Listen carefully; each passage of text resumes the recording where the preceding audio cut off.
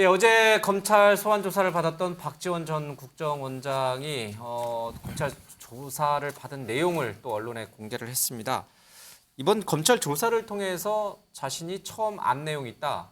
국정원 서버에서 삭제가 가능하더라. 이 얘기를 꺼냈습니다. 그렇다면 본인은 삭제 지시를 한 것인가? 이 부분은 전혀 아니라고 부인했습니다. 직접 들어보겠습니다.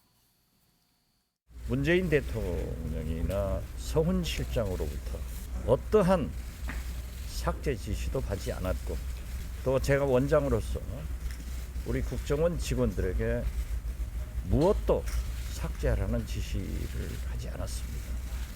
저는 국정원을 개혁하러 갔지 삭제하러 가지 않았습니다. 오늘 수사 과정에서 중대한 사항을 안 게 저는 삭제가 원천적으로 국정원에는 존재하지 못한다. 검사님이 수사를 하면서 보니까 그 삭제가 되더라고요. 삭제 지시는 없으셨는데 삭제가 저는 없었습니다.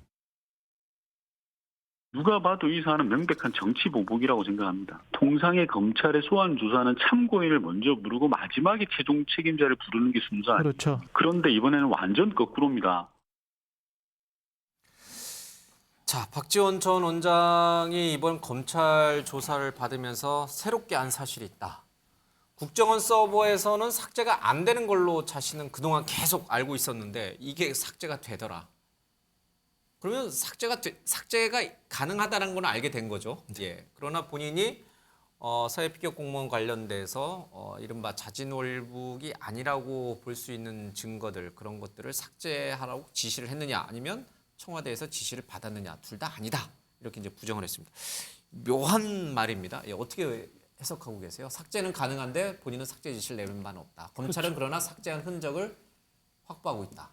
뭐 제가 볼 때 이제 검찰이 그 증거들을 제시하게 되면 말씀하신 것처럼 박지원 전 국정원장이 사실이 아닌 내용들을 진술한 게 되겠죠. 근데 이제 본인 입장은 국정원에 있는 원본 서버에 있는 것들은 절대 삭제되지 않는다라고 본인은 알았었는데 기존에 계속 그 이번에 말만 갔더니 이제 하셨어요. 확인됐다라고 얘기하는 것이고 이것도 다른 것도 봐야 될 것 같아요. 국방부도 마찬가지입니다만 예. 국방부도 이제 원본 SI 원본 같은 경우는 원본 자료가 있다라고 얘기하는 측면이 분명히 있어서 이 부분과 관련해서는 아마 기존과는 다른 하나의 이제 팩트가 확인된 측면들이 예. 있는 거죠.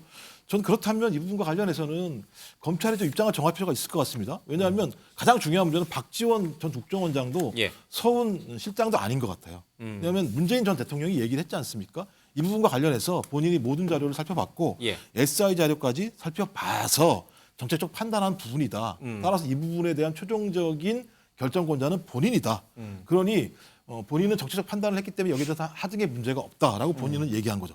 그렇다면 검찰이 이것을 뒤엎을 수 있을 만큼의 증거를 가지고 대통령을 수사할 수밖에 없는 상황으로 간 거죠. 예. 안 그렇게 되면 이번 같은 경우 서훈 전 원장 같은 경우는 제가 볼 때는 삭제와 관련돼서 기소가 또 안 된 거로 쪼개서 지금 기소가 된 걸로 알고 있어요. 그러니까 은폐와 삭제 두 가지가 있을 텐데 그럼 왜 서훈 실장과 전 실장과 관련해서 이번에 기소할 때 예.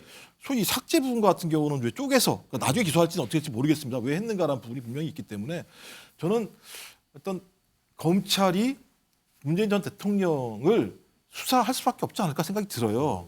그러나 네. 예, 검찰이 문재인 전 대통령을 수사할 수밖에 없을 것 같다라고 말씀하셨지만 박지원 전 원장은 이 얘기를 오늘 했습니다. 직접 들어보겠습니다. 저는 이루어지지 않는다고 봅니다. 그리고 만약에 예. 그러한 것이 이루어진다고 하면은 검찰에서 그러한 혐의를 조금이라도 가지고 있다고 하면은 저한테 네. 문재인 대통령한테 보고했느냐 그 여부를 물을 거 아니에요. 전혀 문재인 대통령 말씀은 없더라고요. 제가 받은 감으로는 알겠습니다. 문재인 대통령은 아니고 아마 대선에서 끝나지 않을까. 상황이요. 예. 지금 문재인 대통령에게 보고한 사람은 박지원 원장이 아니잖아요. 서훈 실장이죠. 실장이잖아요. 서훈 안보실장. 그러니까 박지원 원장에게 문재인 대통령이 지시를 했냐 또는 지시를 받았냐 이런 물을 필요가 없는 거예요. 검찰 입장에서는. 예. 그런데 그 이야기를 하면서 지금 마치 결론이 난 것처럼 이야기하는 건데 요즘 박지원 원장이 이야기하는 걸 보면 대다수가 사실과 전혀 관계없는 이야기를 많이 하거든요. 이 사건도 뭐냐면 애당초 박지원 국정원장 시절의 노원채 비서실장이 박지원 원장이 지시를 했다. 나에게 예. 그 회의에 직접 참여하지 않고 그 정무직 그 1차장, 2차장, 3차장 그리고 기조실장 예. 1, 2, 3차장 회의에 자신을 보내서 그 비서실장을 통해서 삭제 지시했다는 것이 전부 진술을 했어요. 예. 그리고 그 실무자들이 그 지시를 받고 삭제를 했단 말입니다. 그러니까 그 사실이 드러나 있으니까 박지원 원장은 작전을 바꿔서 삭제 지시를 내가 한 적도 없지만 삭제가 되지 않는다 이렇게 계속 주장을 한 거예요. 그러니까 내가 삭제 지시를 한 것은 뭐 아무 의미가 없는 거다 이런 주장으로 빠져나가려고 했는데 보니까 삭제가 된 것이니까 지금 당황을 해서 저런 이야기 하는 거고 그다음 또 하나는 문재인 대통령의 경우에는 지금 월북이다 아니다의 이 상황 판단을 예. 한 것에 대해서 본인은 최종 결정을 했다고 했지만 이 사건은 월북으로 판단한 것을 지금 처벌하는 것이 아니고 그렇게 여러 가지 증거 중에서 월북으로 발표를 하고 나서 월북이 아닌 확실한 증거들을 모두 삭제한 것이 문제가 되는 거잖아요. 그리고 더 나아가서 월북으로 사살되었던 또는 뭐 월북으로 예. 저 밝혀졌다 하더라도 우리 국민이 북한의 총격에 의해서 피살된 것이 외부로 알려지면 바로 다음 날 대통령의 그 종전선언 연설에 상당한 문제가 되니까 외부에 숨겨라라고 해서 그런 조치를 한 것이 지금 잘못이라는 거예요. 그러니까 애당초부터 문재인 대통령을 지금 저 수사를 하기 위한 이 사건이 아니란 말이에요. 근데 자꾸 지금 뭐 무조건 문재인 대통령이 이렇게 결정을 했는데 정무적으로 결정을 했는데 왜 정책 판단을 수사하느냐 이런 이야기는 전부 사실과 알겠습니다. 다른 이야기예요. 제가 말을 끊고 이제 들었던 거니까 좀 더 드리겠습니다. 왜냐면요. 언제부터 검찰의 주장이 항상 사실이었습니까? 검찰이 주장하는 거예요. 판단은 법원이 하는 건데 지금 계속 검찰의 주장을 가지고 사실인 것처럼 말씀하시는 거는 아직 사실이 아니다. 검찰이 진술한 내용을 가지고 얘기한 것이고요. 그다음에 진술이 어떻게 바로 증거입니까? 진술일 뿐인 거죠. 그러니까 진술이 나오면 그것이 사실이냐, 검찰이 주장하면 사실이냐 이렇게 얘기하는 건 문제가 있다는 생각이 드는 것이고 박지원 전 국정원장이 뭘 잘못했어요? 안 물었다는 거잖아요. 검찰이 문재인 전 대통령에 대해서 사실을 얘기했잖아요. 근데 사실을 얘기한 거 가지고 예를 들면 뭐가 문제가 있다고 말씀하시는 건 제가 볼 때 박지원 전 국정원장의 말씀을 갖다가 오독하시는 거죠. 이미 전부 판단을 받아서 구속까지 되었는데도 아니라고 팍팍 우겨봤자 그게 무슨 의미가 있어요. 박지원 전 원장 자, 문재인 전 안 됐는데. 대통령까지 수사가 갈 것인지 소환이 이루어질 것인지 이 부분은 굉장히 민감하고 아주 파괴적인 정치적인 파괴력을 갖고 있어서 조금 신중하게 저희들 보겠습니다. 좀 시간은 없는데 하나만 더 짚겠습니다. 오늘 뭐 매체에서 이른바 개각설 얘기 나왔어요. 인사 대통령실 수석 교체설 얘기가 나왔습니다. 윤 대통령이 내후년 총선에 나갈 사람들은 빨리 일찌감치 나가라 뭐 이런 얘기를 했다는 보도도 있는데 저희가 대통령실 출입기자한테 물어봤더니 확인되지 않았다라고 합니다. 그래도 정말 뭐 이 수석들을 훈포장 주는 거는 이제 취소했으니까 그건 사실이니까요.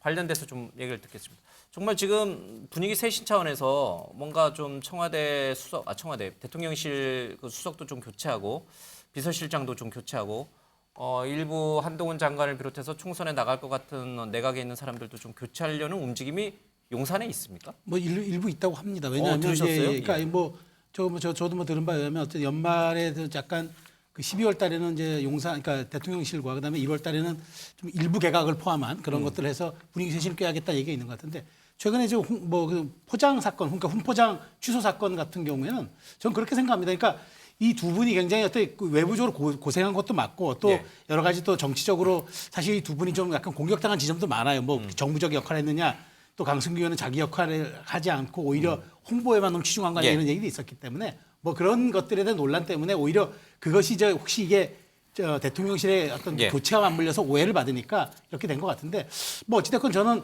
대통령실이 연말 연시를 맞아서 어떤 개각의 신호는 아니 어떤 개편의 신호는 인적 쇄신이 맞죠. 그렇기 때문에 저는 그런 시그널을 준비하고 있는 것 같고 어쨌든 대통령이 지금 지지율이 상승 국면이기 때문에 이 분위기를 이어가려는 동력 차원에서 인적 쇄신의 일부 필요성도 제기되고 있는 것으로 알고 있습니다. 물론 이게 뭐 개각이라든지 아니면 또 청와대 수석들 교체는 대통령의 전적인 정무적 판단이긴 합니다만은 지금 6개월 만에 또 이렇게 막 개각을 하면은 뭔가 제대로 국정이 제대로 안 돌아가고 있다는 또 반증이잖아요. 이게 가능할까요? 사실 그동안에 이제 윤석열 대통령의 지지율이 워낙 낮다 보니까 개각 요구가 솔직히 있었습니다. 그 개각 요구가 있었는데 밀려서 하는 것이냐 아니면은 분위기 좋을 때 우리가 스스로 쇄신하는 모양새를 갖추면서 하느냐 이건 분명히 다르거든요. 예. 그러니까 그동안에 이상민 해안부 장관이라든지 뭐 각종 민사들을 보면 예. 밀려서 하지 않겠다라는 건 분명해요. 그러니까 밀려서 하지 않으면 좀 상황이 조금 좋아지고 분위기가 조금 정리가 되면 내가 그때 스스로 해 나가는 거죠. 그런 측면에서 본다면 앞서 말씀하신 것처럼 지금 그동안에 이제 윤석열 대통령의 지지율이 조금 반등을 하고 있거든요. 이런 분위기를 살려나가고 또 야당의 공세, 지금 이상민 장관에 대한 뭐 해임 건의안이라든지 이런 것도 있는데 이 정국이 조금 수습이 되고 예산안 통과되고 이러면 동력을 살리기 위해서 지지율 동력을 살리고 내년도 국정 동력을 이어가기 위해서 결자 해지 차원에서 이상민 장관이나 또 주요 수석 몇 사람 이렇게 정무 라인들 개편을 한다 그러면 저는 또 윤석열 대통령이 나름 괜찮은 모멘텀을 찾을 수 있지 않나 이렇게 봅니다.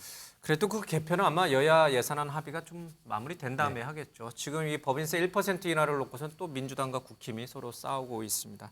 오늘 대통령이 국정과제 점검 회의를 했습니다. 여러 가지 이제 인기가 없더라도 개혁을 추진해 나가겠다 그런 강한 의지를 좀 피력했습니다. 관련 소식은 잠시 뒤 뉴스 7에서 다루겠습니다.